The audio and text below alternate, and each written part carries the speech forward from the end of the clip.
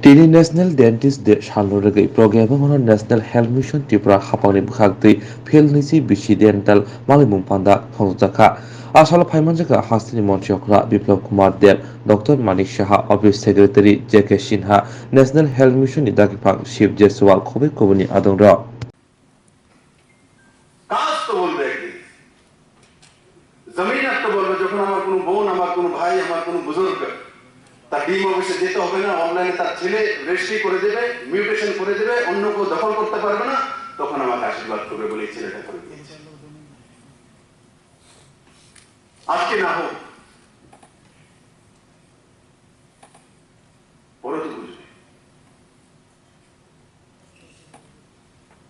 তার জন্য সরকার কি করছে তার বিষয়ে ওয়াকিবল থাকা আর আমরা আমাদের যে কাজের মধ্যে দিয়ে একটা সময় বের করে তার মধ্যে আলোচনা করা যেমন মানিক সাহেব বলছিলেন যে আমি মুখ্যমন্ত্রীর কাছে যাই কিছু শিখি যে গসিপ করে না মানে বসে বসে আড্ডা পেটে না আমি আসলে আড্ডা পেটে মেরে ভাই প্রফেশনাল যে আপনাদের মতো কেউ আসছে কাজের কথাই বলি কাজের কথার মধ্যে আনন্দ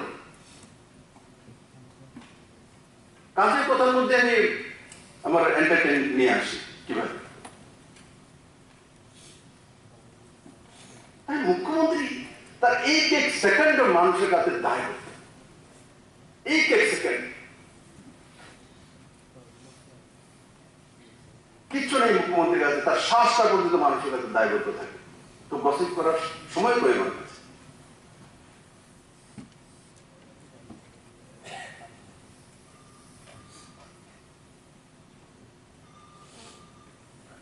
তো তার জন্য আমরা যার জন্য পরিশ্রম করছি তো আমার রাজ্যটা কোথায় যাচ্ছে না সব পরিশ্রম রসাতলে যাবে আপনাদের তার জন্য সরকারের যে স্কিমগুলি আছে সেগুলো বেশি নিজে জানা আর অন্যকে ওয়াকিবল করা হসপিটালে টাইম পেলে তার জন্য বসলাম করুন गॉसिप गॉसिपेर वस्तु होते होते स्वामित्व है जमीन है वनाधिकार act ease of doing single window system online fire NOC online building যে নকশা তার ক্লিয়ারেন্স লাইট হাউস আজকে আমাকে লাইট হাউসে গিয়ে তারপর আমাকে বলতে হচ্ছে মিডিয়াকে যে ভাই লাইট হাউস দেখাও এই লাইট হাউস যে টেকনোলজি তৈরি হচ্ছে সেটা নিউজিল্যান্ডের টেকনোলজি ভূকম্প রোধক যেখানে ত্রিপুরাতে বলা হতো 5 মঞ্জিলার উপরে বিল্ডিং হবে না ভূকম্প জোন সেই জায়গাতে সেখানে যেখানে আমি সেই লাইট হাউস তৈরি করছি রামনগরে জলাশয় ডোবা ছিল মাটি ফিলিং করেছি কিন্তু বাইং করতে হচ্ছে আগরতলাতে এমন বড় জায়গা নেই আর কারণ আগরতলা তো করতে হবে শহরতলিতে বড় জায়গা নেই আমি তার ওয়াকান্ত মাঠে করতে পারবো না তো ওই জায়গাটাই পেয়েছি ডোবা ফিলিং করেছি তাই মোদির জন্য হচ্ছে ভিশন চাই মিশন চাই মোমেন্টাম চাই মানসিকতা চাই ম্যানেজমেন্ট চাই এই যে শব্দগুলো বললাম সেগুলো ব্যবস্থাকে সুদৃঢ় করে তার জন্য আমি সমস্ত এখানে যারা আমার ডেন্টাল সার্জন বন্ধুরা রয়েছেন আমি আপনাদেরকে বলবো আপনারা আপনাদের প্রফেশনে কাজ করুন আপনারা জীবনের উচ্চ শিখরে পৌঁছে যান কিন্তু সরকারকে চালাবে তার নির্ণয় আপনাদেরকে রাখতে হবে সরকার ভবিষ্যতে কি করবে তার বিষয়ে আপনাকে জানতে হবে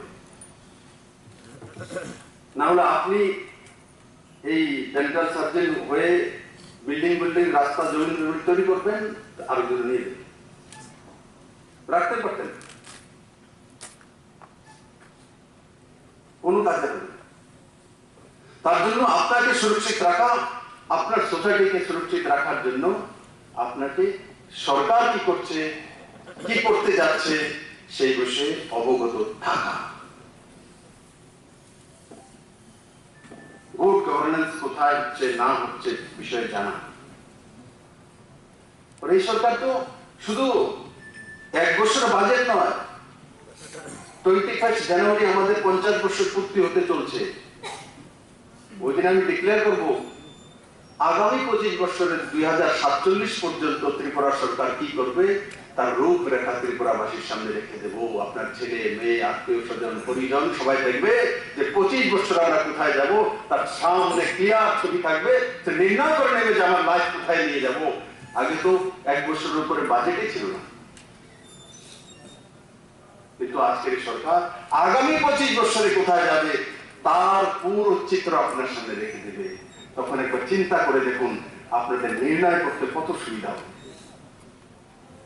ভবিষ্যৎ প্রজন্মের লাইফ স্টাইল বদলে যাবে। ইজ অফ লিভিং বলি তো ওই দিশাতে সরকার কাজ করছে। তাই বন্ধুরা,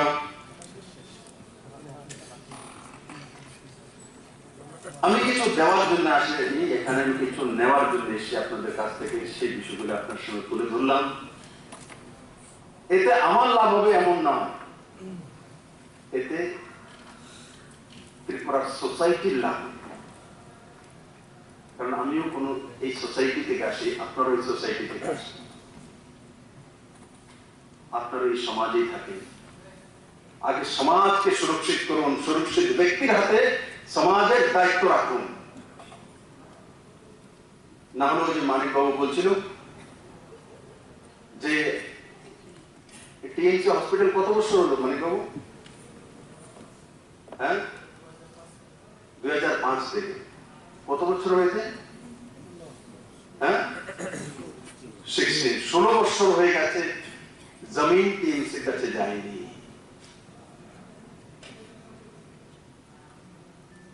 কিন্তু গত মঙ্গলবারে টিএমসির কাছে জমিন চলে গেছে। 16 বছরে যায়নি, কারণ যারা নির্ণয় করার ব্যক্তি ছিল হেলথে বা মুখ্যমন্ত্রীর দায়িত্ব ছিল, এরা লটকিয়ে রাখার নীতিতে বিশ্বাস করে, নির্ণয় করে না। কারণ লটকিয়ে রাখলে জনতা হয়রান হয়ে আসবে, তার দোকানদারিটা চলবে না। তাহলে আজকে সরকার সেটা চিন্তা করে না, যেটা করা সেটা করে দেবে।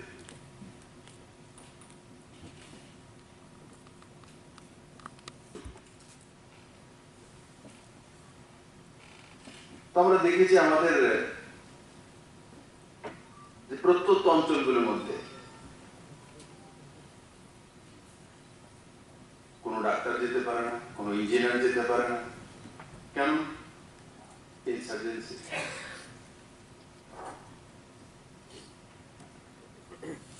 কোনো ডেভেলপমেন্ট হতে পারে না।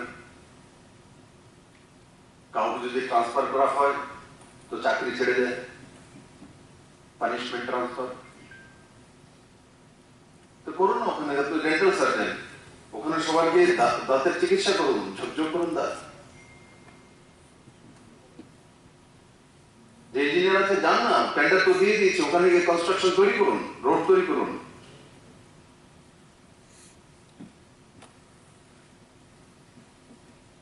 যান। 1980 থেকে ধীরে ধীরে চলতে চলতে এইসব ইনসার্জেন্সি কে মোকাবেলা করতে করতে ত্রিপুরা সরকার এখন 2021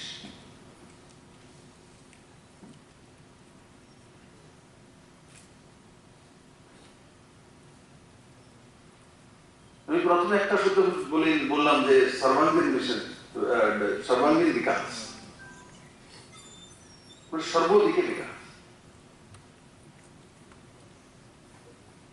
তবে যারা প্রফেশনালিস্ট তাদের কাছে একটা আগ্রহ করতে চাই, আমি সবসময় বলি, বিশেষ করে ডাক্তার, সমাজের মধ্যে আপনাদের প্রভাব আছে। আপনারা যদি কোনো কিছু একটা বলেন তো সোসাইটি সেটা মানে, চিন্তা করে।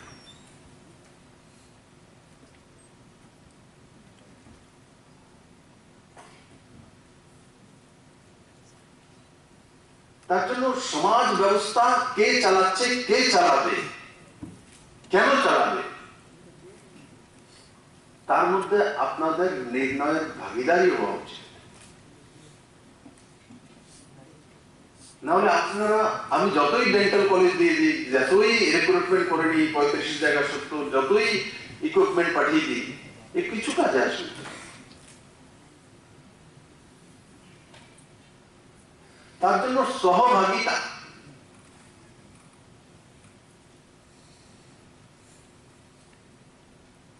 আমরা ডেন্টাল সার্জন আমাদের প্রফেশনালরা কাজ করব, কিন্তু সমাজকে পরিচালনা করবে তার নির্ণয় আমাদেরকে সঠিকভাবে করতে হবে। নিজের বিচার বুদ্ধি দিয়ে তাই করতে হবে। সাময়িক বিষয়ের উপরে নির্ণয় না করা এলিট সোসাইটিকে।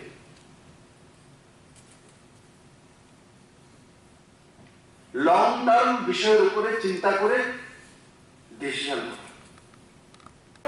আমরা তৈরি করে দেব, ইকুইপমেন্টও পাঠাবো। আপনাদের দায়িত্ব কি? আপনারা তো সোসাইটির সবচেয়ে বেশি প্রভাবিত ব্যক্তিত্ব। তো আপনার কাছ থেকে বিপ্লব দেব চাইবে না? আপনার কাছ থেকে নরেন্দ্র মোদী চাইবে না? যে যোগ্য ব্যক্তি তার কাছে তো বেশি চাইবে। কেন আমার কাছে ডিমান্ড করে? মুখ্যমন্ত্রী তার জন্য আমার কাছে সবাই ডিমান্ড করে, অন্যের কাছে তো করে না, অন্যের কাছে তো ডেপুটেশন দেওয়ার জন্য যায় না। আমরা সবাই যোগ্য ব্যক্তি, আমাদের তো দায়িত্ব নিতে হবে, জানতে হবে। আপনাদের তো ছেলে মেয়ে হবে বা আছে, যদি ছেলে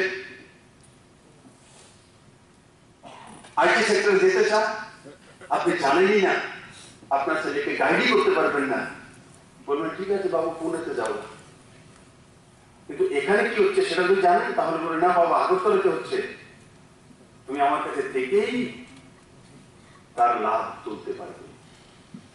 তো তার মধ্যে ভাবনা আছে, হ্যাঁ এখানে তো হবে, মা বলেছে, বাবা বলেছে, এটা তো হচ্ছে।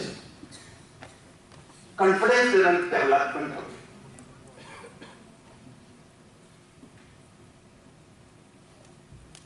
তার জন্য কমসে কম ক্যাবিনেটের সিদ্ধান্তগুলো জানা। প্রত্যেক মঙ্গলবারে ক্যাবিনেট হয়। আমাদের এলিট ক্লাসের লোকেদের ভুলের কারণে অনেক সময় সত্তা অন্যের কাছে চলে যায়। আমাদের কাছে বিদ্যা আছে, বুদ্ধি আছে, জ্ঞান আছে, ফোকাস আছে, কিন্তু আমরা সেগুলো কাজে লাগাতে পারি না। কারণ কি? ওই যে অনজান থেকে যায়। বলি পলিটিক্সে আমাদের ইন্টারেস্ট নেই, আমরা পলিটিশিয়ান পছন্দ করি না, আমি যাব না, আমার ছেলে মেয়েকে পলিটিক্সে দেব না। ও সবকিছু শুরু হয় সত্তা থেকে।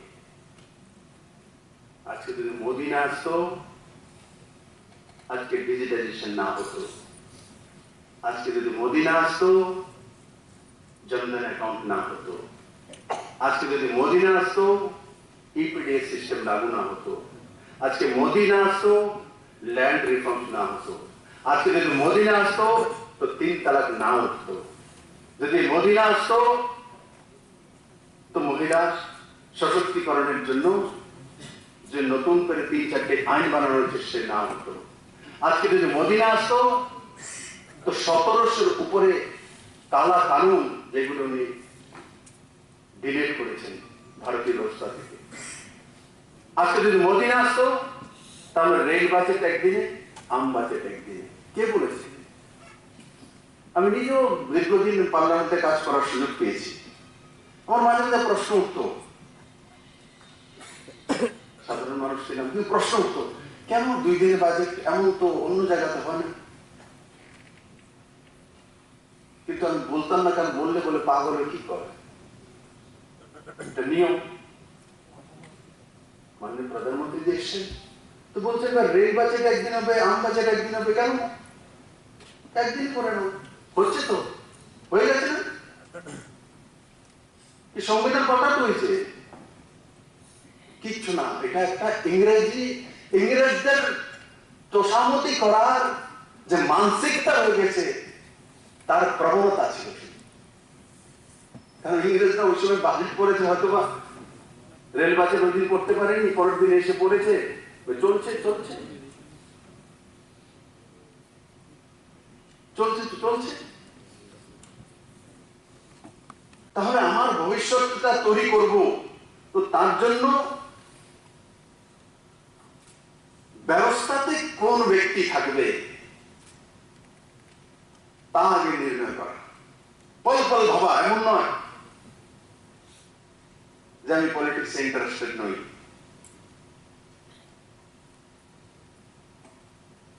আর এই মানসিকতা যদি রাখি তো সঠিক ব্যক্তির হাতে সত্তা যাবে, আর সঠিক ব্যক্তির হাতে যদি সত্তা না যায় তো যেই কাজগুলো আজকে হয়েছে, জমিন তো দিয়ে দিয়েছি, এই জমিনে আর ডেন্টাল কলেজ উঠবে না।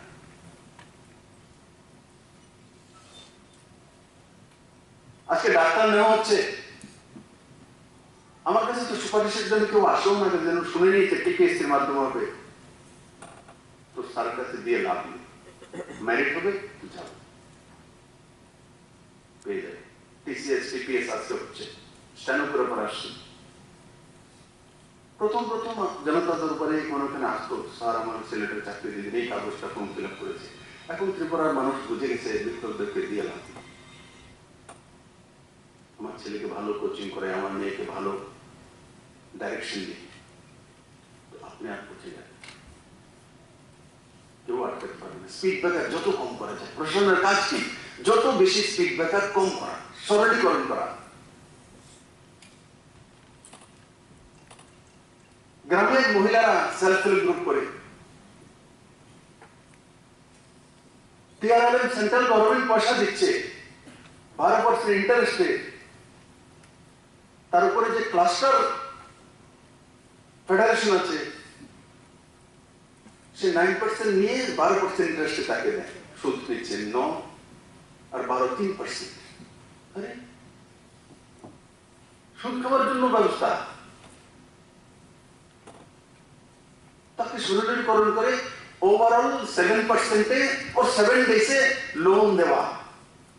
26,000 উপরে এসএইচজি গ্রুপ তৈরি করেছি আমরা নতুন, আগে মাত্র 4,000 কাছাকাছি ছিল, সব মহিলা। উইদিন 7 ডে অনলাইনে। আগে এসএইচজি তে একটা লোন, একটা ফান্ড নেওয়ার জন্য আমাদের রুরাল এরিয়ার বোনেদেরকে 30 জায়গায় 30 জনের সিগনেচার করতে হতো, এখন 3টা সিগনেচার হয়ে যায়। জে কে সিনহা মহোদয় এখানে আছে, আমি এটাও বলবো, আমি ওই দিন আমাকে, আমার মা আমার উপর ডিপেন্ডেন্ট, তো ওনার কিছু চিকিৎসা হয়েছে, তো রিএম্বার্সের জন্য ফর্ম ফিল আপ করাচ্ছে, আমাকে সিগনেচার করাচ্ছে, 10 পাতা सिग्नेचर। इसको सरलीकरण करिए। पुरानो सिस्टम रह गए, ওই দিন আমাকে পিপিএস জন এসে বলে, ভাই क्या है, আমাকে দেখ স্যার, এখানে সিগনেচার, এখানে সিগনেচার, এখানে সিগনেচার, এখানে সিগনেচার, 10টা সিগনেচার মেডিকেল রিএম্বার্সের জন্য। কে বলেছে এতগুলো সিগনেচার করার জন্য? কে বানিয়েছে সিস্টেম?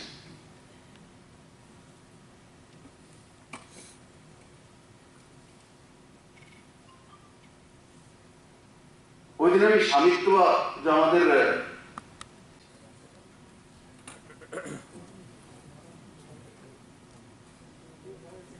ডেস্টিনেশন ত্রিপুরা হয়েছে, ডেস্টিনেশন ত্রিপুরার বিষয়ে কে কে জানে? হাত তুলুন দেখি। ডেস্টিনেশন ত্রিপুরা একটা বিজনেস সমিট হয়েছে ত্রিপুরাতে, কে কে জানেন? হাত তুলুন তো দেখি। 1 জন, 2 জন, আধা তুলছে, একটু মনে 3, ফোনে আসেনি কেউ? আরো সোচো, আমি যেটা বললাম আগে,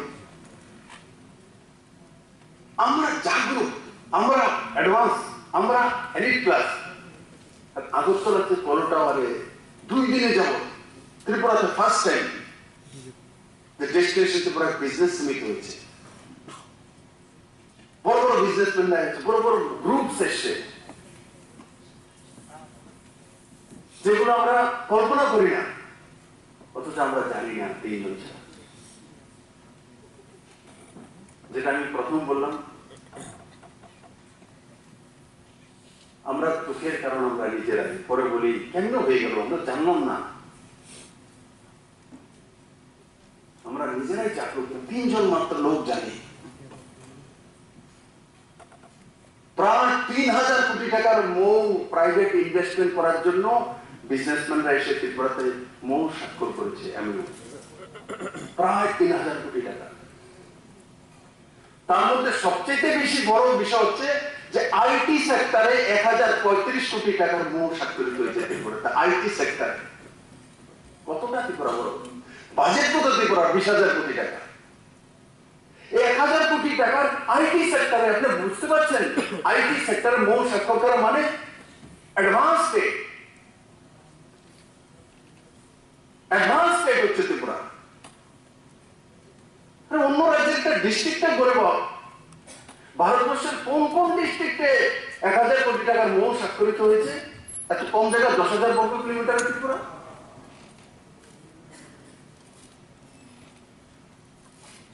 ডেটা সেন্টার, সিএসসি এবং নেক্সি ত্রিপুরাতে ডেটা সেন্টারের জন্য ইন্দ্রনগরে জায়গা দিয়েছি। সরকারের ডেটা তৈরি করে দেবে, ইনক্লুড করে দেবে, তার জন্য 14 কোটি টাকা ক্যাবিনেট থেকে আমরা মঞ্জুরি দিয়েছি। কিন্তু 170 কোটি টাকা লাগত করে সেই ডেটা সেন্টার তৈরি করছে নেক্সি এবং সিএসসি। সেই ডেটা সেন্টারকে প্রাইভেট লোকদেরকে স্পেস বিক্রি করবে।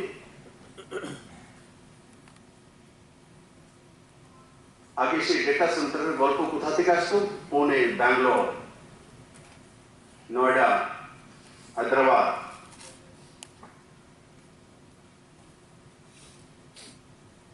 আজকে ত্রিপুরাতে ফ্লিপকার্ট, অ্যামাজন এগুলো সেন্টার খুঁজছে এসে যখন ইলেকশন।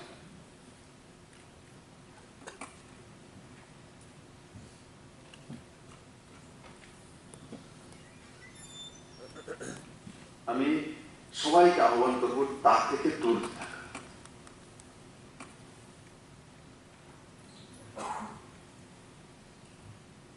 বহু কষ্টের পর আজকে ত্রিপুরা স্বাধীনভাবে চলার রাস্তা পেয়েছে।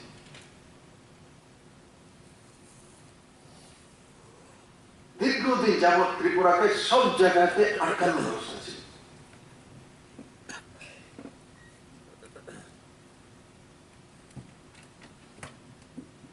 ইজ অফ লিভিং এর কথা আমরা বলি, ইজ অফ ডুইং বিজনেস, তার মানে জীবন মান উন্নয়নের সঙ্গে সঙ্গে সরলতম ব্যবস্থা, ফ্রেন্ডলি ব্যবস্থা।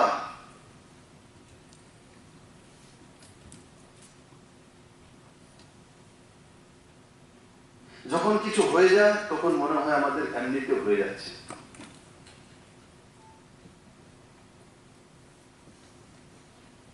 আমি আপনাদেরকে বলবো, কারণ আপনারা সবচেয়ে বড় প্রচার।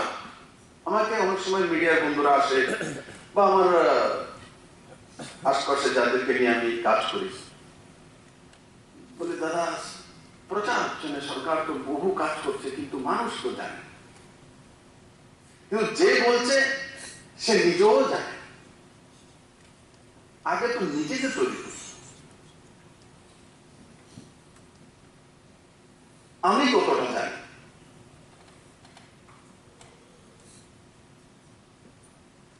আমাকে আমার সরকারের বিষয়ে জানতে হবে, মুখ্যমন্ত্রী কি করছে, ক্যাবিনেট কি সিদ্ধান্ত নিচ্ছে। একদিনে না হোক, 2 দিনে হোক, সপ্তাহে তো জানা দরকার। আমরা অনেক বলি নাই আমি তো পলিটিক্সে ইন্টারেস্ট না, পলিটিক্যাল এইসব আমি ভালো লাগে, আমি স্পোর্টসে ইন্টারেস্ট, আমি এন্টারটেনমেন্ট ইন্টারেস্ট। ভাইয়া স্পোর্টস हो, एंटरटेनमेंट हो, ডাক্তারি हो, ये सब कुछ निर्भर करे প্রশাসনের উপরে, অ্যাডমিনিস্ট্রেশনের উপর, গুড গভর্নেন্সের উপর। আমি দেখি অনেক সময় বলে, না না স্যার আমি তো পলিটিক্সে ইন্টারেস্ট না, আমি তো ডেন্টাল সার্জন হবো, একটা হসপিটাল করবো, আমার বাবার স্বপ্ন পুরো করবো, মানুষকে সেবা করবো। বাবার স্বপ্ন পুরো হবে।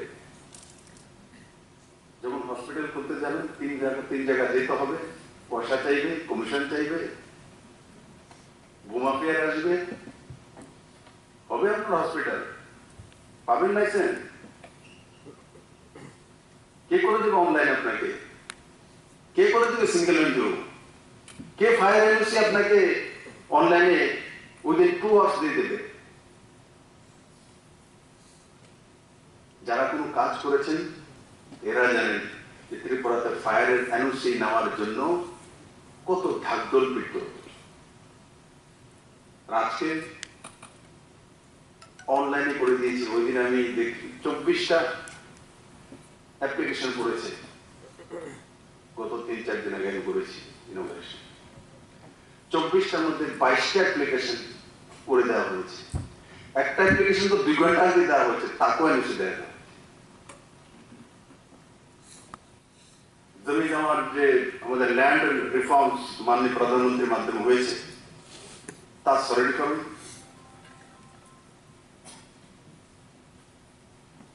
তো আমি দেখেছি একটা রয়েছে পুরনো, জমি বিক্রি বা অ্যাকোয়ার করতে গেলে তাকে নোটিফিকেশন দিতে হয়, 2 মাস সময় দিতে হবে। কিসের জন্য? Objection and claim. 2 মাস। এবার চিন্তা করুন, আপনি কোনো কনস্ট্রাকশন করবেন, গভর্নমেন্ট মানুষের জন্য কাজ করবে, ল্যান্ড ওকার করেছে হসপিটালের জন্য, 2 মাস আমাকে বসতে হবে ল্যান্ড ওকার যে করেছি এই জমিনের জন্য কেউ অবজেকশন বা ক্লেম করে কিনা। 2 মাস এমনি বসে থাকবে, কোনো কাজ নেই, কেউ আইনি নিমন্ত্রণ দিতে আসে কে আসে। আমি বলি না অবজেকশন আর ক্লেম উঠে যায়, থাকবে, কিন্তু যখন অনলাইন হয়ে গেছে, যখন জিপিএস সিস্টেম চলে এসছে, যখন ড্রোন টেকনোলজি চলে এসছে, যখন অনলাইনে বসে আমার জায়গার বিষয়ে আমি দেখতে পারি, আজকে নোটিশটা করলে উইদিন সেকেন্ড অনলাইনে আমি দেখি, সেই জায়গায় 2 মাস কেন রাখবে? 2 মাস তখন রাখা উচিত যখন কমিউনিকেশন না থাকে। যে কোনো ব্যক্তি ক্লেম করার জন্য আসবে, কলকাতা থেকে আসবে, দিল্লি থেকে আসবে, আসতে তাকে সময় দিতে হবে। অবজেকশন ক্লেম করার জন্য আপনার আসার দরকার নেই, আপনি অনলাইনেই অবজেকশন দিতে পারেন, উইদিন সেকেন্ড সেখানে ডক্টর দেখতে পারবে। তার 2 মাস কেন পিছিয়ে রাখা? হ্যাঁ, যদি তার মধ্যে ক্লেম চলে আসে কোনো কিছু, তার জন্য সময় লাগতে পারে সেটেল করার জন্য।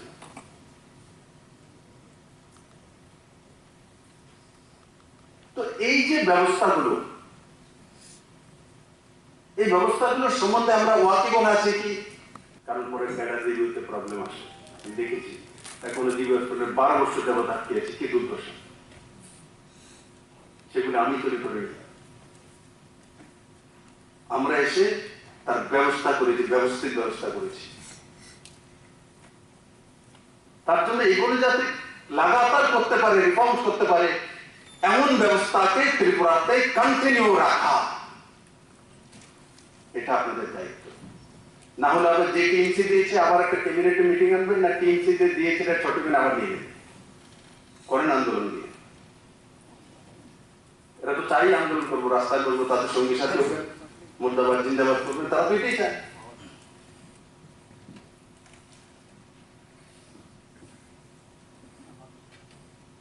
তাই আজকে আমি যে বিষয়গুলো তুলে ধরলাম, জাগ্রত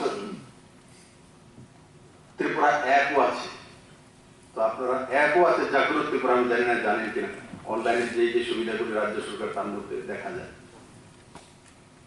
অনেক অ্যাপ। ত্রিপুরাতে সিএসসি সেন্টার হয়ে গেছে প্রায় 1200-র কাছাকাছি গ্রামের মধ্যে, প্রত্যেক গ্রামে সিএসসি সেন্টার, 141টা সুবিধা অনলাইনে পাওয়া যায়। জমির রেজিস্ট্রিও সিএসসি সেন্টারে হবে। আপনি যদি নাও পারেন, সিএসসি সেন্টারে গিয়ে আপনি আপনার জমিন রেজিস্ট্রি করতে পারবেন। কোথায় চলে গেছে? তো সেটা যাতে স্থায়ী ব্যবস্থা হতে পারে, আর সমাজের মধ্যে সেই বিষয়ে বলা, প্রচার করা। আপনারা আমাদের যে স্কিমগুলো আছে তার বিষয়ে প্রচার করুন, বলুন। স্যার আমরা কি আপনার অ্যাডভার্টাইজমেন্ট করুন নাকি? আমার না, সোসাইটি করছে। জমি অ্যাপের বিষয়ে যখন জানবে, অনলাইনে ব্যবসায় যখন জানবে আপনাদের কাছ থেকে, তখন মানুষের মধ্যে পজিটিভিটি জানবে। তাই অনেকটা সময় আমি বললাম, কারণ সবসময় সুযোগ হয় না, সবসময় আপনারা একত্রিত হন না, আলাদা আলাদা জায়গা আপনারা নিজেদের প্রফেশনে রয়েছেন। আজকে আমি যেগুলো বললাম সেগুলো যাতে এই সমাজ ব্যবস্থার মধ্যে আসে এবং আপনার জীবনযাত্রার মানকে উন্নয়ন করতে পারে, তার জন্য তুলে ধরলাম। আমি আশা করি আপনারা সেই বিষয়গুলি নিজের জীবনে সামিল করবেন এবং এই সমাজ ব্যবস্থাকে তার যে লাভ নেওয়া যেতে পারে সেই ব্যবস্থা আপনারা সহযোগী হবেন। সবাইকে অনেক অনেক ধন্যবাদ। রিক্রুটমেন্ট, ট্রান্সপারেন্ট রিক্রুটমেন্ট,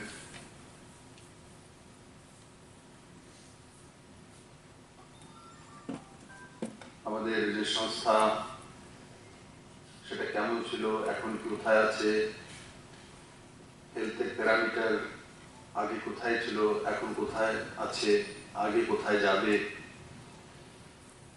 এগুলো আলোচনা হয়েছে এখানে।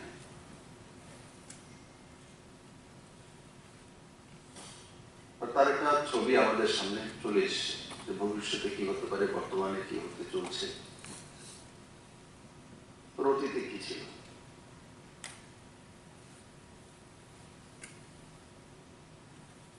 একটা রাজ্যের সর্বাঙ্গীন বিকাশ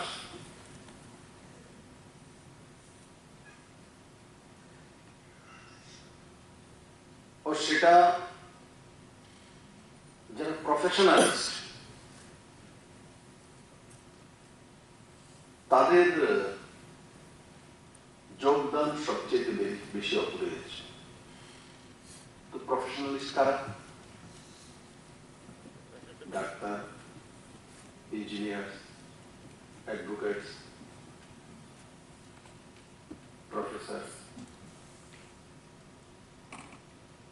ইত্যাদি ইত্যাদি।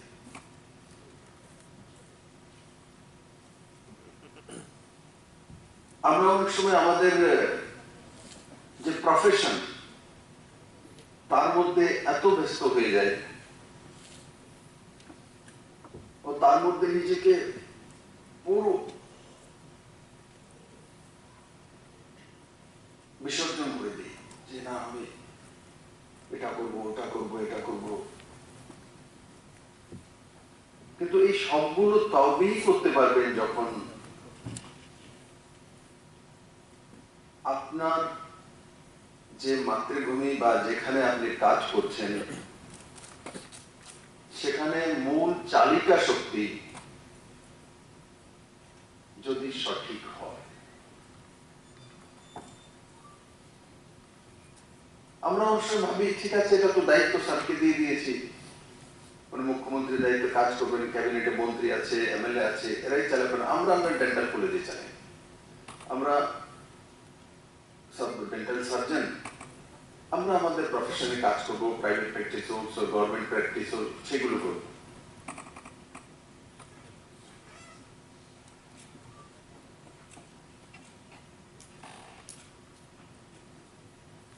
বাস্তবে কি সেটা সম্ভব হয়?